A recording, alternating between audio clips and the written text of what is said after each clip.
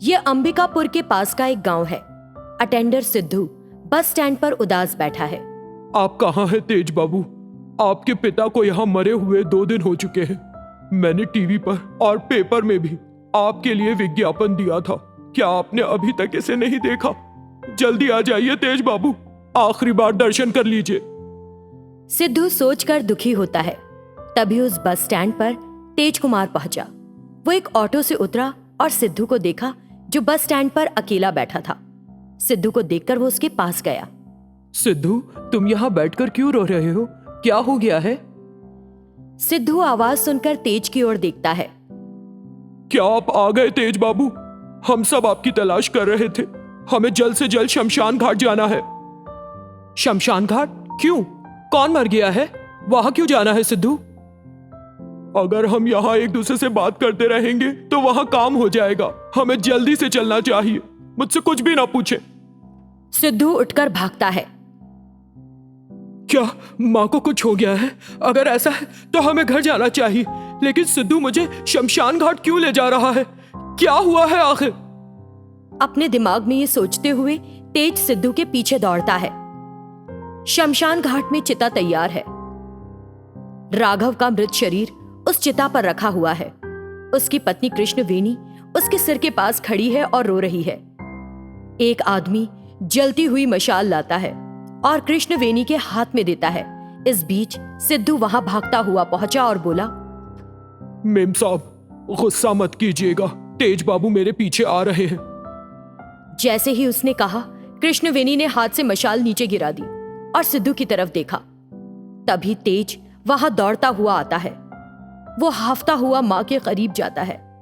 मां ने गुस्से में उसके गाल पर एक थप्पड़ जड़ दिया। बेटा, तुमने हमें तब तक याद नहीं किया जब तक तुम्हारे पिता का निधन नहीं हो गया। वो उसे रोते हुए मारती रहती है। जब तेज को पता चला कि उसके पिता का निधन हो गया है तो उसके चेहरे के भाव बिल्कुल नहीं बदले। तब उस गांव के एक बड़े आदमी ने पूछा, ये लड़का अपने बाप को प्यार करता भी है या नहीं? पिता के गुजर जाने के बाद भी वो दुखी नहीं दिख रहा। जब वो ये कहता है तो माँ कृष्णवेणी, ग्राम प्रधान जी, आखिर बार मेरे बेटे को अपने पिता का चेहरा देखने दीजिए। उनके चेहरे से कपड़ा हटा दीजिए। वो उनसे अनुरोध करती है, लेकिन गांव के बुजुर्ग कहते हैं कि मरे हुए व्यक्ति के चेहरे से कपड़ा हटाना एक बुरा शगुन है।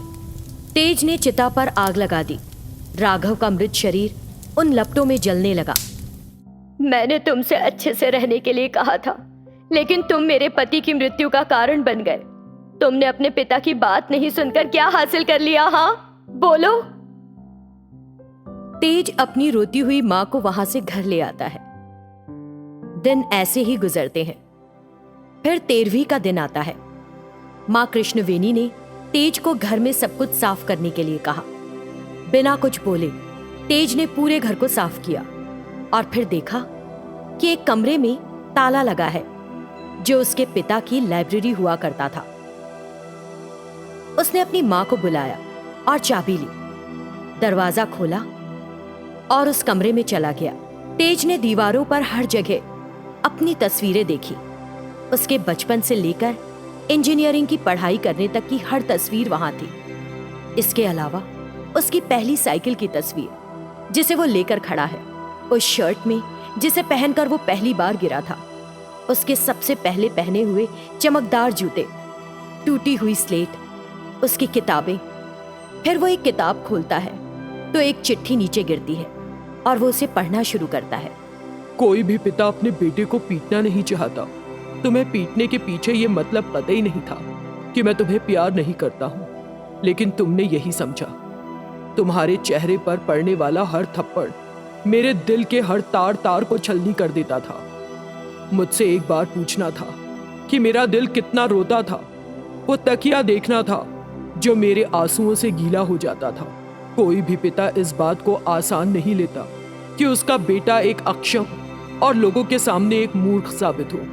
यही कारण था मेरी नाराजगी का, लेकिन तुमने अपने दिल में मेरे लिए नफरत पाल ली। तेज ये सब पढ़कर बहुत दुखी होता है।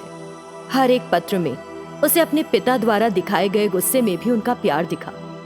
उसे उनके सामने रहने पर यह समझ नहीं आया। अब वो सब जान रहा था। जब पिता हमेशा के लिए चले गए थे।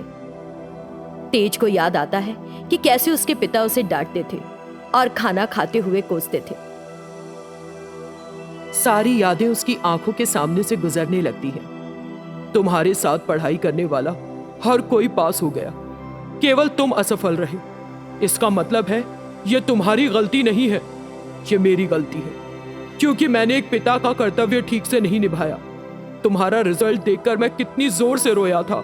सिर्फ इस कमरे की दीवारें ही इसके बारे में जानती हैं। जब तुम नन्हे से थे और मेरे सीने पर अपने पैर मारते थे तो दिल खुश होता था, लेकिन अब तुम बड़े होकर जब ये करते हो तो मुझे डर लगता है कि मैं अपनी जान ही गंवा बैठूंगा।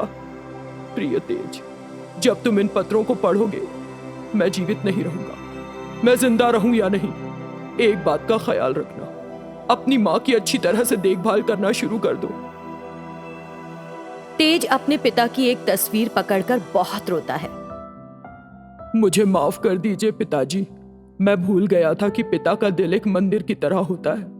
मैं अहम में रहा और अपने अंदर की रोशनी को समाप्त कर दिया। मैं कितने ही जन्म ले लूं, मैं आपका कर्ज कभी नहीं उतार सकूंगा।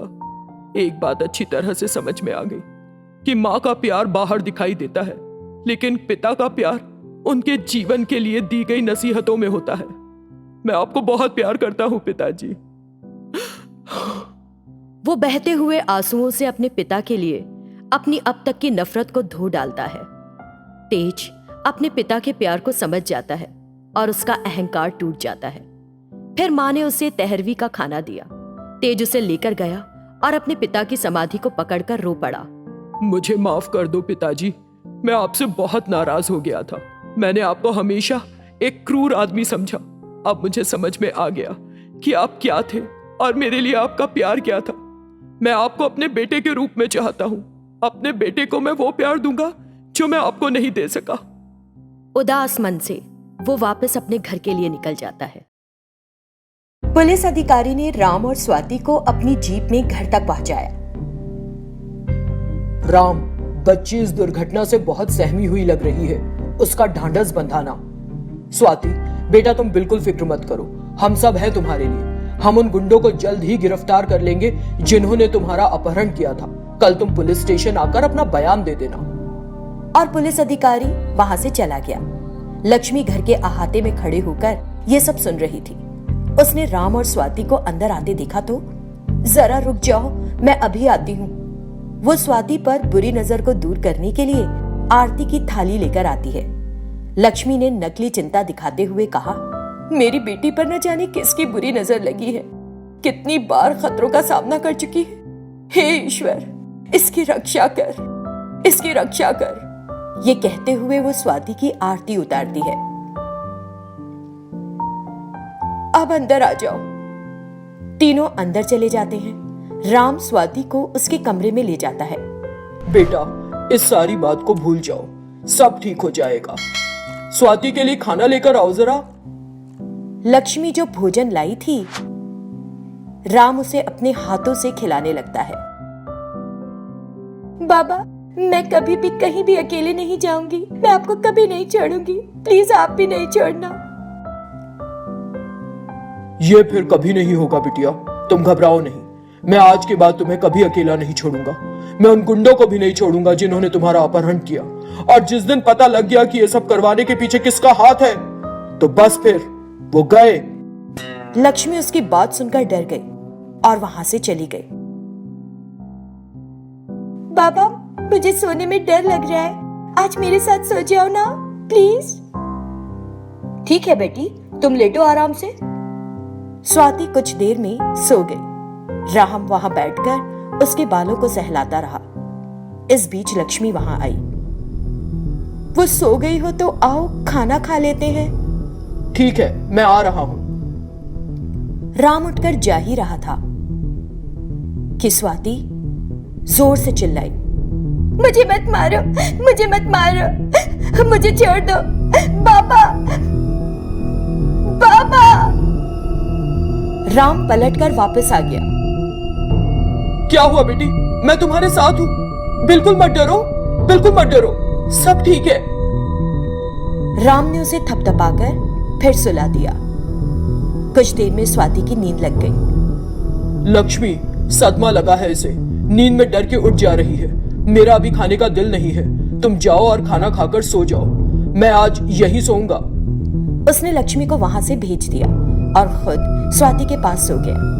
अगले दिन सुबह उठकर, लक्ष्मी, मैं और स्वाति पुलिस स्टेशन जा रहे हैं। सब इंस्पेक्टर ने हमें आने के लिए कहा था, तुम जरा होशियार रहना। स्वाति और राम पुलिस स्टेशन के लिए निकल गए। लक्ष्मी ने उन्हें विदा किया और फौरन अपनी माँ ललिता को फोन किया। हाँ लक्ष्मी, क्या स्थिति है वहां? हम किसी भी समय पकड़े जा सकते हैं माँ। अभी अभी राम और स्वाति रपट लिखाने पुलिस स्टेशन के लिए निकले हैं। मुझे बहुत डर लग रहा है कि क्या होगा अगर उन्हें पता चल गया कि ये सब हमने करवाया है तो। नहीं, वे इसके बारे में नहीं जान पाएंगे, तुम इतना घबराओ नहीं। माँ, ये सब बंद करो, अब मुझे नहीं मारना है उसे। भूल जाओ कि हमने ऐसा कुछ करने की सोची भी थी। तुम कैसी बातें कर रही हो लक्ष्मी? क्या हो गया है तुम्हें? मुझे उस बिन माँ की बच्ची को देखकर दया आने लगी है माँ, और ये सब कब तक छिपा सकेंगे हम? ठीक है माँ, अब मैं रख रही हूँ। लक्ष्मी ने कॉल काटते हुए कहा। इसे क्या हो गया? उसकी खुशी इसी में है कि स्वाति उस घर में ना रहे। मैं अपनी कोशिशें बंद नहीं करूंगी, ये तो बात बात में घबरा जाती है। इस बीच वो दोनों गुंडे उसके पास आ गए। मैंने तुम दोनों को ये जिम्मेदारी देकर बहुत बड़ी गलती की। तुम एक छोटी सी बच्ची का काम नहीं संभाल सके। तुम बेवकूफों पर भरोसा करना बहुत महंगा साबित हो रहा है, उसने चिढ़कर कहा। हमने खुद नहीं सोचा था कि वो इतनी आसानी से बच जाएगी, लेकिन इस बार हम नहीं चूकेंगे। हम उसके घर में ही उसका कत्ल कर देंगे। आप बेफिक्र रहें। उस राम से सावधान रहना, पुलिस भी तुम्हारी तलाश में है, ध्यान रखना। कोई बात नहीं, इन सारी बातों का तजुर्बा है हमें। कुछ समय बाद राम और स्वाति पुलिस स्टेशन से लौट आए। पुलिस सब इंस्पेक्टर ने क्या कहा? वे उन गुंडों की तलाश में लगे हैं। किसने ये सब करवाया है ये उनके पकड़े जाने के बाद ही पता चल सकेगा, और मुझे तभी चैन आएगा। अब से हमें अपनी बेटी की देखभाल बहुत सावधानी से करनी होगी। स्वाति, तुम हमें बताए बिना कहीं बाहर मत जाना बिटिया। ठीक है पापा। लक्ष्मी, जब मैं घर पर ना रहूं तो तुम घर के अलावा आसपास भी ध्यान रखना। स्वाति को सुरक्षित रखना है। आपको ये बताने की जरूरत नहीं है, मैं उसकी पूरी चौकन्नी रहकर देखभाल करूंगी। कुछ दिन बीत गए। राम हर रात स्वाति के पास ही सोता था। कुछ दिनों में स्वाति के दिल से डर निकल गया। फिर एक दिन रात में उसने कहा, पापा, अब मैं ठीक हूँ, मुझे डर नहीं लगता है। आप जाकर अपने कमरे में सो जाइए। मैं कुछ दिन और यही सोऊंगा बिटिया। मैं कह रही हूँ ना, प्लीज पापा, अब मैं ठीक हूँ, आप आराम से अपने कमरे में जाकर सो जाओ। राम लक्ष्मी के साथ सोने के लिए चला गया, और उस रात वो हुआ जिसका डर था। वो दोनों गुंडे रात में स्वाति के कमरे की खिड़की से कमरे में घुस गए। स्वाति तुरंत जाग गई। वो उन्हें देखकर घबरा गई और भागने की कोशिश की, लेकिन उन गुंडों ने उसके पेट में बड़ी बेरहमी से कई बार चाकू घोंपा और वहां से भाग गए। पापा! और उसने दम तोड़ दिया। राम ने उसकी चीख सुनी और तुरंत स्वाति के कमरे में गया। राम उसे इस हालत में देखकर कुछ बोल नहीं सका और घबराया हुआ उसके करीब गया। स्वाति उठो, स्वाति उठो। ये क्या हो गया बेटा? आंखें खोलो एक बार। स्वाति, स्वाति। राम ने उसकी कलाई पकड़कर उसकी नब्ज टटोली। स्वाति के दिल की धड़कन रुक चुकी थी। स्वाति,